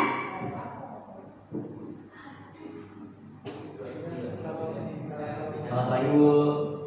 wah, sudah jam berapa ini nak? Terlambat lagi ya sayang. Iya Bu. Habis. Ibu saya lupa bangunkan saya Bu. Kamu malah menyalahkan ibu kamu. Kamu bukannya anak yang larinya paling kencang.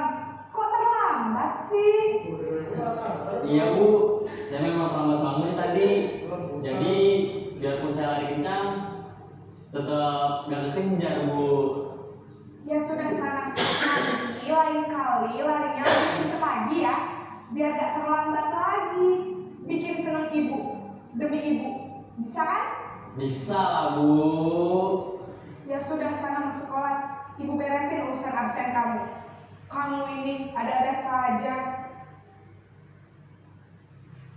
Dalam posisi teman, jika berbicara dengan nada suara ramah, akrab, cenderung bersenda gurau untuk menjaga suasana tetap santai.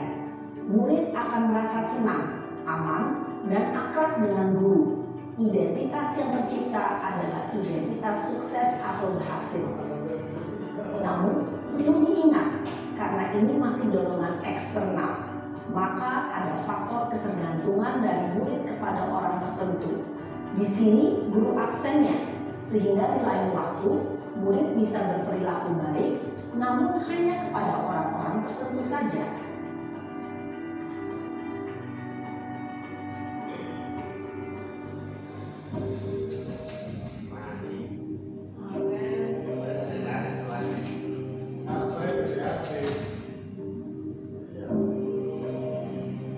Naren,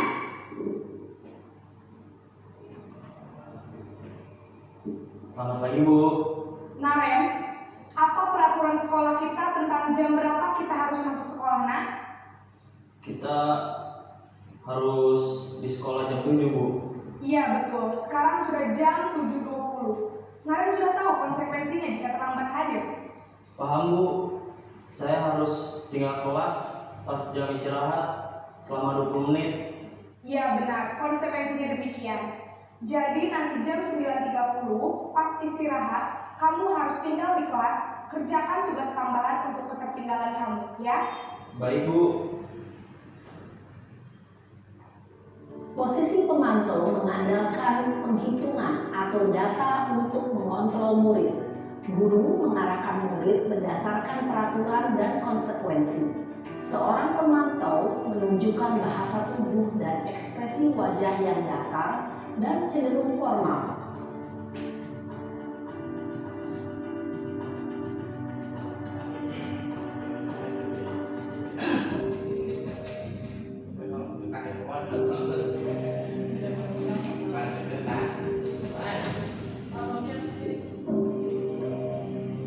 Naren!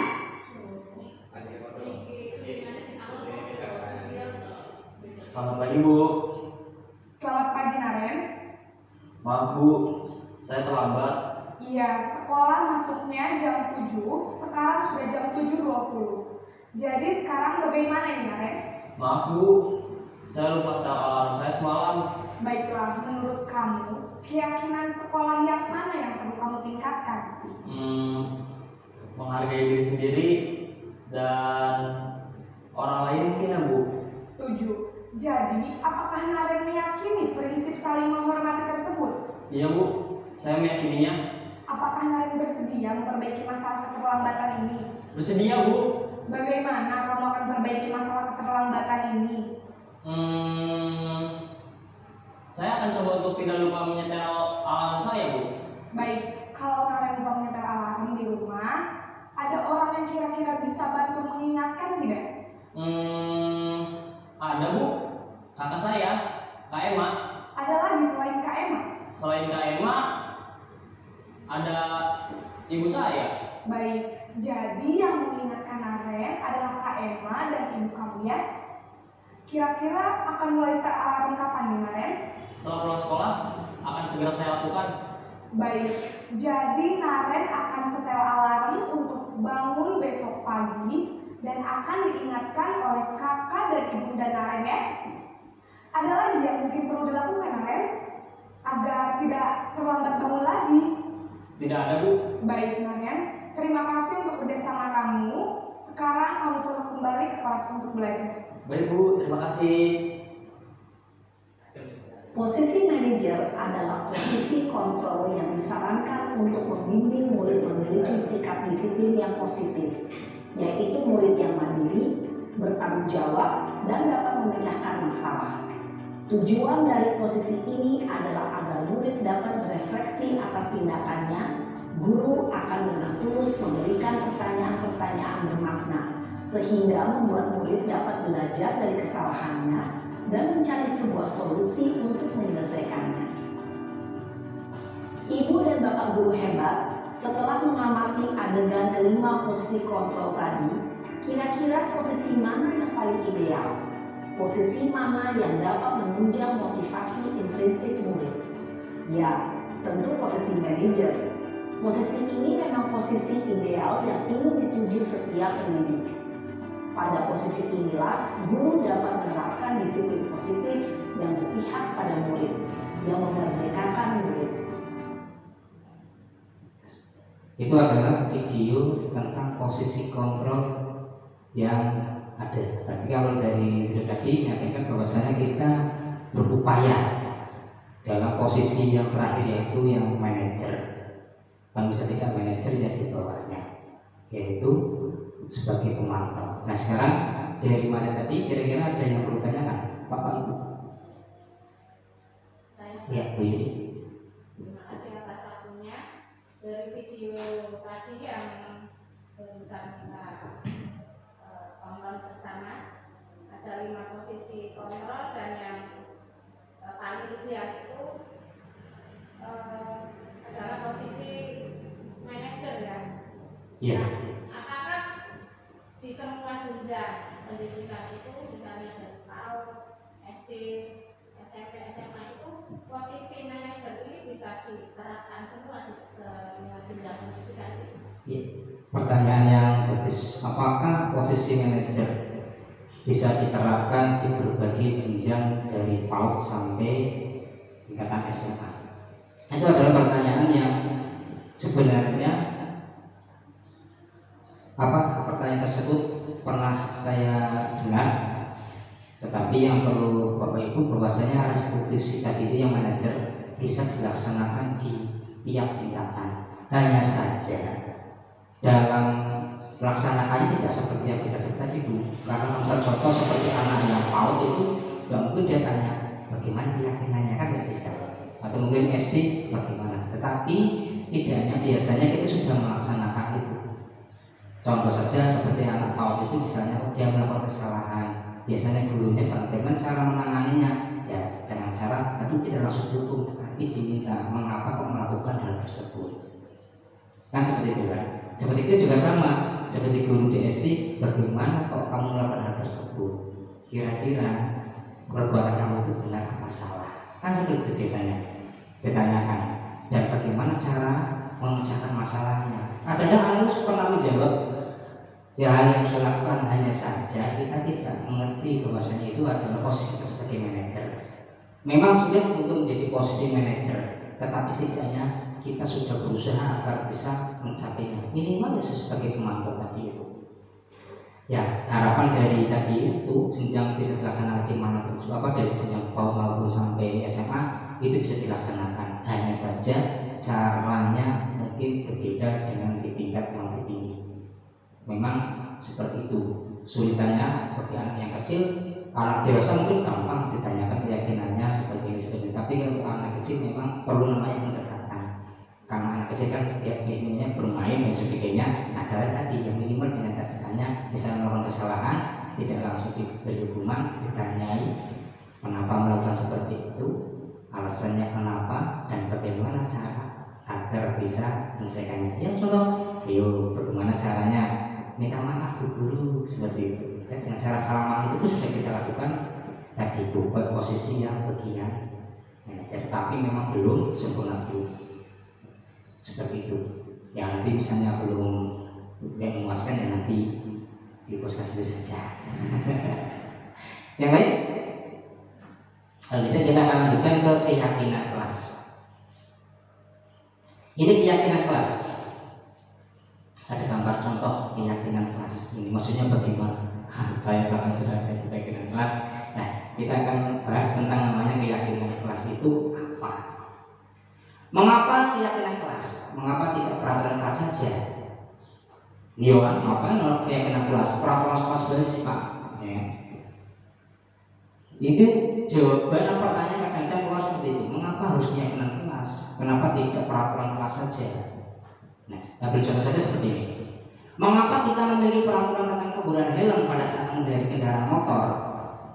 Kemungkinan jawabannya kan seperti ini, agar keamanan, keselamatan, ya kan? Biar tidak jatuh, biar kepalanya aman dan seperti itu. Nah sekarang, mengapa kita memiliki peraturan tentang penggunaan masker dan pencuci tangan setiap hari? Biasanya jawabannya mungkin untuk kesehatan atau keselamatan.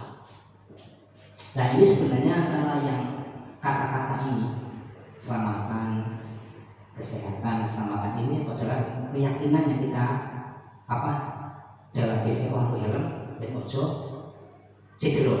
Yakin sih bahwasanya kalau jatuh pakai helm saya aman. Nah makanya peraturan sama keyakinan, mengapa harus keyakinannya?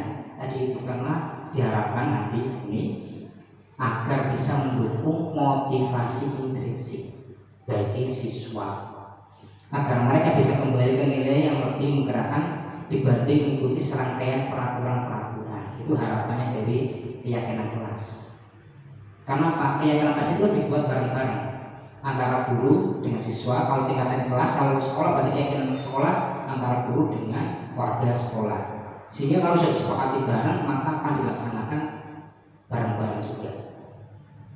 Dan nilai-nilai keselamatan dan kesehatan inilah yang kita sebut sebagai suatu keyakinan atau nilai kebajikan yang disepakati secara tersirat maupun tersurat dari lepas dari belakang suku, negara maupun agama. Harapannya yang tadi itu melakukan segala sesuatu itu bukan karena adanya paksaan atau karena ada hukuman. Nah sekarang ada contohnya. Contoh keyakinan kelas: selalu bersikap positif, senantiasa menjadi diri terbaik, percaya dan menghormati orang lain, berkomitmen, membantu, berperilaku jujur, tidak merugikan orang lain. Kata-katanya biasanya keyakinan kelas itu tidak menggunakan kata-kata negatif, biasanya tidak kata-kata dilarang atau seperti itu, menggunakan kata-kata yang langsung seperti itu. Sebagai contoh yang sudah di kelas saya, yaitu selalu menjaga kebersihan, saling menghormati, ya, bekerja sama, gotong royong, disiplin, semangat belajar. Itu adalah keyakinan atau yang sudah disepakati, sehingga kalau misalnya ada anak melakukan kesalahan, kita bisa lihat itu loh, yang sudah kita sepakati bersama bagaimana.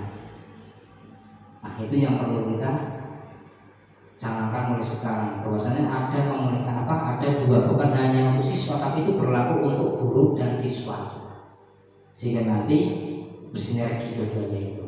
Dan apapun yang sudah dilaksanakan bersama-sama, keputusan bersama-sama yang nanti akan dilaksanakan juga secara bersama-sama. Itu harapannya dengan adanya keyakinan kelas. Nah ini bedanya antara peraturan dan keyakinan kelas. Contohnya seperti ini. Kalau peraturannya seperti ini, kembalikan tempatnya itu kalau keyakinan kelas itu maksudnya di tanggung jawab. Dilarang membantu orang lain itu maksudnya di menghormati orang lain. Peraturannya hadir sekolah 15 menit sebelum belajar dimulai, itu berarti maksud keyakinan kelasnya menghormati orang lain dan komitmen. Dilarang kekerasan, keselamatan. Dilarang menggunakan narkoba, hubungan kesehatan. Bergantian giliran menghormati orang lain, sampai terakhir jangan bila di kelas kalau itu ada keselamatan. Itu adalah keyakinan yang sudah disepakati, maka itu harus dilaksanakan dengan tanggung jawab. Sekarang kita lanjutkan ke segitiga restitusi ini yang asing mungkin bagi kita dengar. Apa itu segitiga restitusi? Itu sebenarnya itu sebuah menyelesaikan masalah, tetapi dengan cara tadi menggunakan restitusi tadi. Tahapannya ada 3. Yang pertama adalah menstabilkan identitas. Setelah itu validasi tindakan yang salah, dan yang terakhir menanyakan keyakinannya. Nah, nanti kata-katanya seperti ini. Kamu bukan satu-satunya yang pernah melakukan ini. Jadi misalnya ada anak yang melakukan kesalahan, dia melakukan kesalahan tidak langsung divonis salah, tapi kita diberi namanya apa? Distabilkan dulu identitasnya. Karena rata-rata kalau orang salah itu sudah mentalnya sudah aduh salah ini, bakal dihukum ini, bakal dikasih semacam ini. Nah, sehingga kita tugas kita apa? Distabilkan isi dengan menggunakan kata-kata kamu bukan satu-satunya yang pernah melakukan ini. Setiap orang pasti pernah melakukan kesalahan. Nah ini, jika Pak anak dia melakukan kesalahan, dia merasa, oh iya ya, ada yang seperti itu harapannya. Setelah itu baru divalidasi. Caranya bagaimana? Tanya saja. Kamu tentu punya alasan mengapa melakukan itu. Biasanya kalau validasi ini kaitannya apa? Pemenuhan dari kebutuhan dasar. Orang mencontek itu biasanya untuk apa? Harapannya dia mendapatkan nilai yang bagus. Kan seperti itu sih ya, Pak Bu ya kan? Atau mungkin yang lainnya. Nah, nanti di sini sudah selesai. Baru yang terakhir menanyakan keyakinan. Apa yang kamu sepakati sehingga kamu lakukan itu dan bagaimana cara menyelesaikannya. Nah ini ada kata-katanya yang biasa menggunakan menstabil identitas, yaitu mengubah identitas anak dari orang yang gagal menjadi orang yang sukses. Katanya seperti ini, berbuat salah itu tidak apa-apa. Ini mungkin kata-kata ini beliau masuk salah orang apa. Ini tujuannya bukan apa-apa. Tujuannya biar anak tadi yang melakukan kesalahan itu merasa ada yang itu loh, bahasanya biar identitas itu tidak down. Jadi khawatir itu anak itu malah wes salah dipaidu tangan-tangan apa minder, trauma dan sebagainya. Maka kata-kata ini menurut jenengan ini kata-katanya seperti apa? Tapi tujuannya adalah apa? Anak mendengarkan ini sehingga mereka itu merasa, iya saya ternyata salah. Ada yang bahasanya itu ya membela bahasanya. Tidak ada manusia sempurna. Saya juga pernah kesalahan seperti itu. Kita bisa menyelesaikan ini. Bapak Ibu tidak tertarik siapa yang salah, tapi saya solusi. Kamu berat merasa begitu. Apa kamu sedang menjadi teman yang terjadi sudah? Ini adalah kata-kata yang digunakan untuk menstabilkan. Nah, yang kedua validasi. Tujuannya untuk mengenali kebutuhan yang ingin dipenuhi. Nah, kata-kata seperti ini. Padahal kamu bisa melakukannya beberapa lagi, tapi kamu tidak melakukannya kan? Nah, itu biasanya seperti itu. Kamu pasti punya alasan mengapa melakukan hal itu. Kamu patut bangga pada dirimu sendiri karena kamu telah melindungi sesuatu yang penting. Dan terakhir itu bisa menggunakan kata-kata, kamu boleh mempertahankan itu, tapi harus ditambahkan sikap yang baru. Jadi tidak mengiyakan tindakan salah, tetapi divalidasi agar apa mereka itu bisa terpenuhi apa kebutuhan yang mereka inginkan. Nah, terakhir ini yang sebagai itu adalah menanyakan keyakinan. Ini adalah solusinya, mencari solusi dari yang sudah mereka lakukan.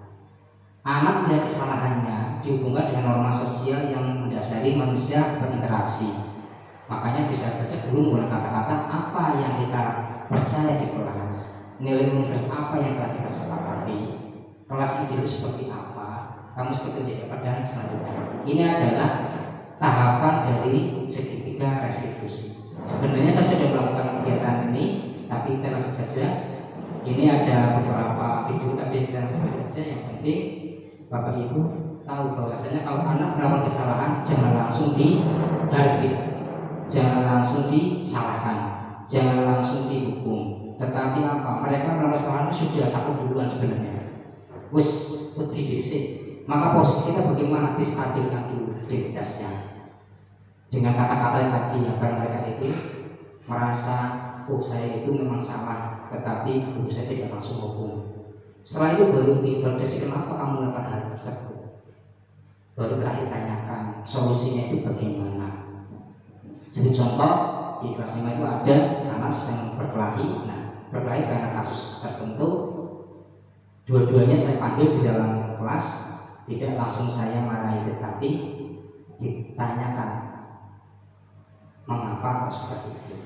Nah, sehingga mereka nanti akan merasa oh iya saya salah, akan tahu, akan timbul namanya intrinsik dari dalam tubuh mereka, bukan karena paksaan, bukan karena dihukum, tetapi benar-benar dia berubah karena memang itu sudah menjadi kesepakatan bersama dari diri mereka sendiri.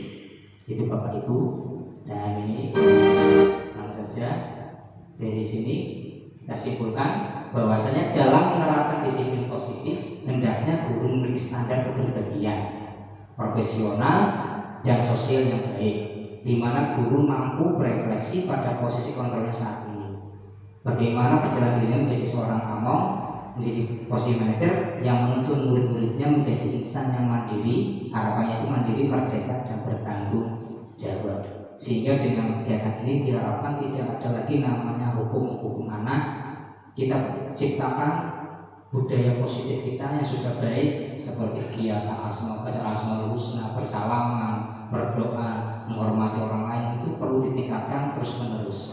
Dan yang paling penting adalah untuk melakukan ini disiplin positif ini, budaya positif, tidak hanya satu pihak murid tapi semua pihak, baik guru pun harus memberi teladan yang baik kepada siswa-siswinya, sehingga akan tercipta namanya sekolah yang aman, nyaman, dan menyenangkan bagi murid agar datang ke sekolah.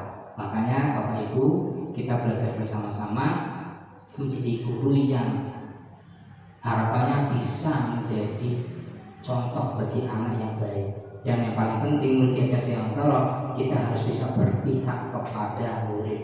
Apapun yang untuk kebutuhan murid, untuk mencukupinya kita berusaha semaksimal mungkin sehingga pemenuhan hak tersebut dapat tercapai dan murid merasa senang, bangga, dan pastinya merasa semangat sekolah. Nah, itu adalah hal-hal yang perlu kita pahami bersama-sama, kita belajar bersama-sama. Tidak ada namanya orang yang sempurna, tidak ada orang yang lebih hebat, adanya orang yang terus belajar. Karena kita harus memiliki sifat itu mandiri, belajar sepanjang hayat. Sebelum saya tutup, kira-kira ada pertanyaan apa enggak? Kalau dikira sudah cukup, maka akan saya tutup kegiatan pada hari ini dengan bacaan hamdalah. Alhamdulillahirobbilalamin. Terima kasih Bapak Ibu telah meluangkan waktu bagi saya. Mohon maaf jika selama dalam menyampaikan materi banyak sekali kata-kata yang kurang pas atau kesannya itu menggurui. Tidak, kita belajar bersama-sama, budayakan budaya positif ini perlu kita kembangkan lagi melalui kegiatan-kegiatan yang bisa meningkatkan kualitas diri kita menjadi guru yang lebih baik lagi. Dari saya terima kasih. Wabillahi taufiq wal hidayah. Wassalamualaikum warahmatullahi wabarakatuh.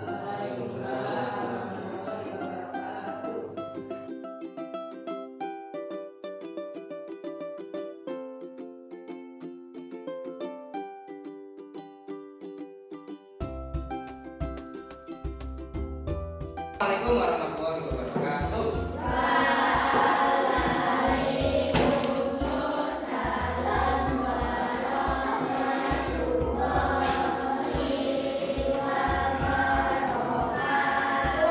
Bagaimana keadaannya? Ya, pada kesempatan ini kita akan membuat sebuah keyakinan kelas yang nanti akan kita sepakati bersama-sama. Perlu diketahui mengapa kok kita perlu membuat keyakinan kelas, karena keyakinan kelas ini nanti yang akan kita gunakan sebagai acuan patokan. Nah, apakah beda antara keyakinan dan peraturan? Pastinya beda. Kita ambil contoh, misalnya kalau ada seseorang naik motor itu menggunakan helm. Sebenarnya dia itu pakai helm itu tujuan untuk apa? Untuk apa? Melindungi kepala, untuk keselamatan. Tanpa diminta pun dia akan menggunakan helm karena apa? Untuk keselamatan dia sendiri. Sama juga dengan misalnya orang mau bekerja di tempat tertentu, dia menggunakan namanya sepatu bot itu kan, karena tempatnya itu banyak sekali namanya kaca-kaca. Itu tujuannya untuk apa sebenarnya? Kan melindungi kaki ya kan, agar tidak terkena dari namanya. Nah, namanya tadi menggunakan helm dan sebagainya itu apa? Itu keyakinan dalam diri mereka untuk keselamatan agar dia tidak terkena namanya hal-hal yang tidak diinginkan. Sama juga dengan ini keyakinan kelas yang akan kita buat. Nah, nanti ini tujuannya adanya dengan keyakinan kelas ini, nanti kalian akan melaksanakan apa yang menjadi keyakinan kalian sendiri tanpa adanya paksaan, tanpa adanya namanya hukuman ataupun tanpa adanya embel-embel dari luar. Nah, sehingga kita perlu namanya membuat keyakinan kelas. Peraturan sekolah perlu, keyakinan juga perlu. Sehingga kita nanti dalam menginjak kegiatan yang kita lakukan, kita ingat apa yang sudah kita tulis. Kalian nanti tulis apa yang kalian yakinkan itu cukup, apa penting, sehingga kita nanti dalam langkah tidak akan jauh dari sebelum kita melakukan keyakinan kelas, ada beberapa hal yang perlu kita pahami. Keyakinan kelas itu beda dengan peraturan. Kalau peraturan itu misalnya tidak boleh, misalnya itu ya, membawa HP ke sekolah. Kalau keyakinan itu tidak boleh menggunakan kata-kata negatif, kata-kata tidak boleh, dilarang. Itu tidak boleh dalam keyakinan kelas. Menggunakan kata yang positif. Misalnya kok tadi tidak boleh membawa HP ke sekolahan, itu sebenarnya apa? Sebenarnya untuk apa? Menghormati orang lain. Nah nanti biar nanti bisa sama, pakainya seperti itu. Tidak menggunakan kata-kata negatif. Atau mungkin seperti ini, tidak boleh mencontek pada waktu ujian. Nah kita buat yakinnya bagaimana? Berperilaku atau jujur, ya kan? Orang kalau mencontek itu kan tidak jujur. Nah kita menggunakan kata-kata seperti itu. Tidak menggunakan kata tidak boleh mencontek, tapi menggunakan apa? Berperilaku jujur. Contoh yang lain misalnya, tidak boleh membuang sampah sembarangan. Nah, kita buat saja kata-katanya bukan seperti itu, tapi diganti dengan apa? Menjaga kebersihan. Ini berarti beda ya antara peraturan dengan namanya keyakinan. Kalau keyakinan itu menggunakan kata-kata yang positif.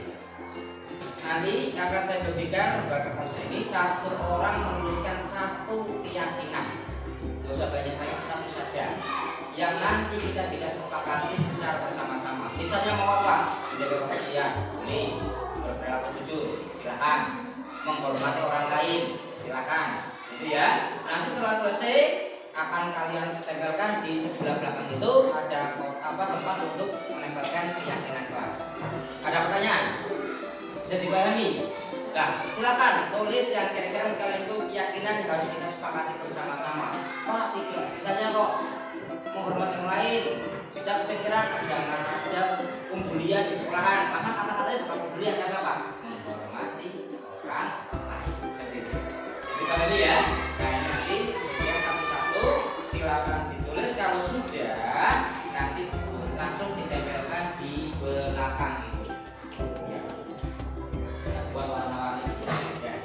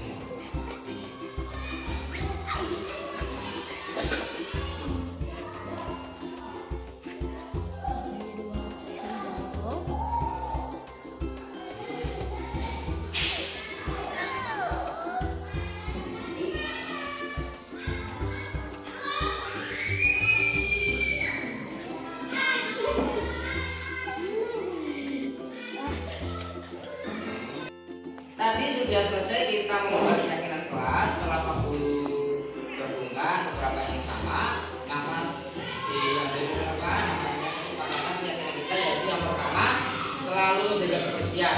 Setuju apa tidak? Setuju. Saling menghormati dan menghargai. Setuju. Ya, saling menghargai satu dengan yang lain ya. Tidak boleh ada yang mencela ataupun ada yang mengejek yang lain, tadi ada di situ. Tidak boleh mengejek apa? Mengejek. Bekerja sama, saling membantu, gotong royong, setuju apa tidak? Setuju. Membiasakan musyawarah. Setuju ya? Jangan langsung ambil eksekusi. Bertanggung jawab mengerjakan tugas. Setuju. Disiplin waktu, disiplin segala hal. Setuju. Yang terakhir, semangat belajar. Nah, nanti ini sudah kita sepakati, ini ada 7 poin yang nanti setelah ini kalian tanda tangani kesepakatan keyakinan yang sudah kita lakukan sehari ini. Nanti masalah persatu tanda tangani bahwasanya kalian menyetujui keyakinan yang sudah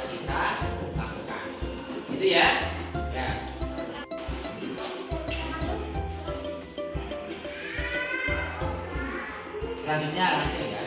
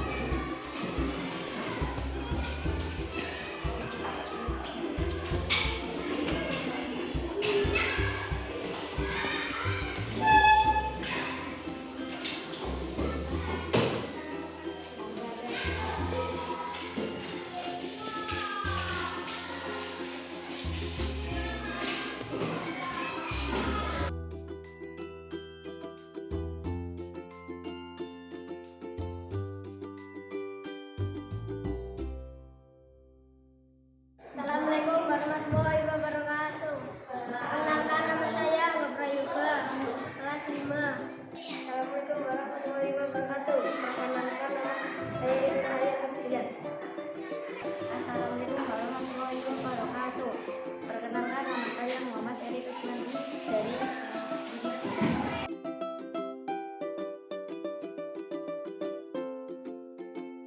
Ya, saya sangat senang sekali. Ya. Ya, saya sangat senang sekali membuat keyakinan kelas ini. Ya. Ya, sangat senang.